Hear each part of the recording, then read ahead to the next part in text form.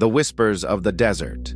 Beneath the endless sea of sand, there are stories the world has chosen to forget.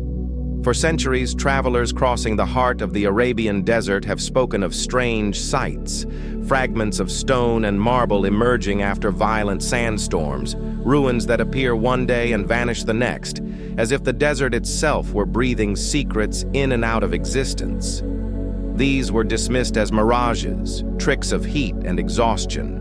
Yet some who witnessed them swore they saw carved walls, symmetrical arches, even faint engravings that no wind could have sculpted. The Bedouins tell tales of cursed ground, of spirits guarding the bones of an ancient city that defied the heavens. But what if these were not myths? What if beneath the dunes lies a civilization so old, so advanced, that it challenges everything we know about human history? A culture that rose, thrived, and then vanished without a trace. Across time, conquerors have erased names, rewritten borders, and buried inconvenient truths. But some things can only be hidden, not destroyed. The desert does not forget. It merely waits.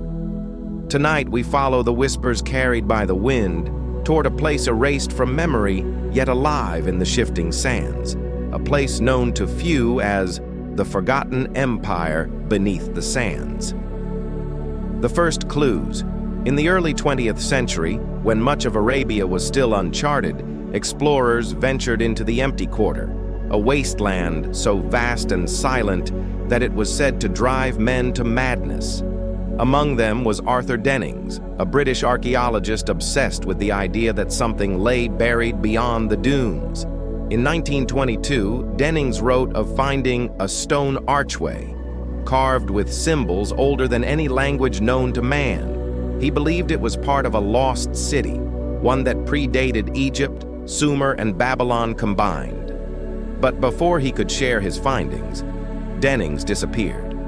His camp was found abandoned. His journals were confiscated. His name was struck from expedition records. For nearly a century, no one spoke of Dennings again. It was as if his entire discovery had been erased. Then, decades later, technology brought back what human courage could not. In the early 2000s, satellite scans of the Empty Quarter revealed something extraordinary.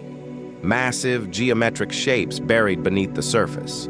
Perfect squares, long corridors, and circular foundations stretching for miles. They were not natural. They were not random. They were the unmistakable blueprints of a forgotten city. Archaeologists called it coincidence. Geologists said it was illusion. But deep down, everyone knew the desert had finally begun to speak. The lost city of Ubari, they called it. Ubari. Though ancient texts knew it by another, more haunting name, Iram of the Pillars. Described in the Quran as the city of 1,000 columns, it was said to be built by a people of great pride and unimaginable wealth. According to legend, their towers rose so high they caught the light of dawn before any other city on earth. They traded gold, incense, and knowledge with lands far beyond the desert, and their rulers claimed to have descended from the stars themselves. But with great pride came defiance. Ubari's kings turned their backs on the divine, embracing the power of their own making. And one night, as the story goes, a storm unlike any before swept across the land, a storm of fire and sand. When it cleared, the city was gone, not ruined, not destroyed. Gone. For centuries, scholars dismissed the tale as religious metaphor, until modern explorers found something impossible. Fragments of black stone, fused by extreme heat, buried deep beneath dunes that should have been untouched for millennia. Engravings were found depicting strange figures, tall, robed beings with elongated heads standing beneath a radiant orb. The same Serpent Sun symbol appeared again and again, carved into every wall, every column. Could Ubari have been real? Could its people have possessed knowledge lost to time? And if so, Who decided the world should forget? The code of the Serpent Sun. The symbol of the Serpent Sun was no mere decoration. It represented a truth, one both cosmic and forbidden. Across the ruins, researchers found precise alignments to the movements of the sun, moon, and stars. Every structure corresponded to celestial patterns thousands of years old. Ancient carvings hinted that the people of Ubari believed the universe moved in repeating cycles, ages of enlightenment followed by destruction. They believed each civilization would rise, reach beyond its limits, and fall, only for the pattern to begin again. Somewhere, hidden within the ruins, they left warnings, mathematical inscriptions and star maps that seemed to predict major cataclysms, including pole shifts and great floods. The same warnings appeared in Sumerian tablets, Mayan codices, and Egyptian texts. How could cultures separated by oceans and centuries share the same cosmic code? Some researchers propose that Ubari was not just a city, but a knowledge hub, a repository for ancient wisdom predating recorded history. Others go further, claiming it was a colony of survivors from a civilization that perished in the last global flood. A memory of a forgotten world, perhaps even Atlantis itself. Whoever they were, they knew something profound, something humanity was never meant to rediscover. And when their descendants tried to reveal it again, they, too, were erased. The cover-up. By the late 2000s, independent archaeologists working in Libya and Saudi Arabia claimed to have located a network of massive underground chambers. Using ground-penetrating radar, they detected corridors and vaults buried hundreds of feet beneath the sand, an engineering feat impossible for ancient tribes. They sent their findings to universities. Days later, they were silenced. Their websites vanished. Their emails stopped. The dig sites were declared off-limits under environmental protection laws. Satellite imagery was quietly removed from public archives. Coincidence or censorship? One researcher, speaking anonymously, claimed that what they found below the dunes wasn't ruins, but machinery.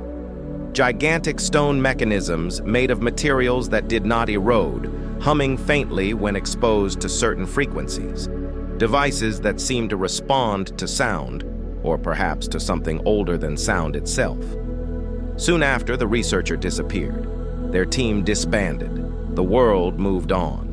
Governments and corporations deny any knowledge of the discoveries. But behind closed doors, whispers persist of energy readings beneath the desert, of blueprints linking ancient structures across continents. Some believe Ubari was part of a global network, one that harnessed Earth's natural resonance, using sound, magnetism, and geometry in ways we barely understand. If that's true, then the story of humanity is far older and far more controlled than we've been told. What the sands still hide. As technology evolves, the desert continues to yield its secrets. High-resolution LiDAR scans have revealed buried patterns that mirror the constellation of Orion, perfectly aligned, precisely measured, and older than any known civilization. Every discovery raises the same question: who built this and why? Some theorists suggest the builders of Ubari possessed knowledge of vibration, frequency, and energy that rivaled modern physics. They could shape stone with resonance, move mass with sound, and draw power directly from the earth itself. To those who discovered this knowledge later, it was heresy. So they erased it. The sands hold not just bones and artifacts, but memory. The echo of a time when humanity understood the harmony between heaven and earth. And as climate change and desert winds shift, that memory is resurfacing. There are places where compasses spin wildly, where electronic devices fail, and where faint rhythmic tremors can be felt beneath the ground, as if something ancient still breathes below. Scientists call it magnetic interference. The locals call it the heart of Ubari. Whatever it is, it waits, patient, silent, eternal. The final revelation. So what truly happened to Ubari? the forgotten empire beneath the sands. Maybe it fell to its own arrogance. Maybe it was destroyed by a force it could no longer control. Or maybe it was deliberately erased, not by time but by design. Every civilization that reaches too far, that dares to uncover forbidden truths, seems to vanish. The pattern is ancient. The evidence is everywhere. We build, we rise, we awaken, and then we are silenced. Perhaps the sands of the desert are not merely hiding ruins. They are guarding a warning, a message left for us, the next civilization to reach the edge of understanding. Because if we ever rediscover what Ubari knew, the power they unlocked, the knowledge they carried, we may once again face the same fate. The wind moves across the dunes, carrying whispers of what once was. And sometimes, when the night is still, the desert seems to breathe, as if the lost city is not gone but merely sleeping, waiting for someone to listen and remember.